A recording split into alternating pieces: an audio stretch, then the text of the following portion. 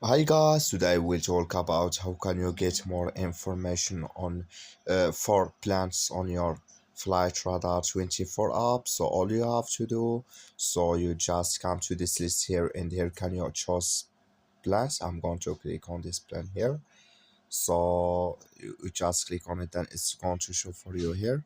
So it's going to give you name of this plan here and all information here. If you want to get here three the here, so you have to get here, uh, so you have to get before that premium, or you just watch a video here.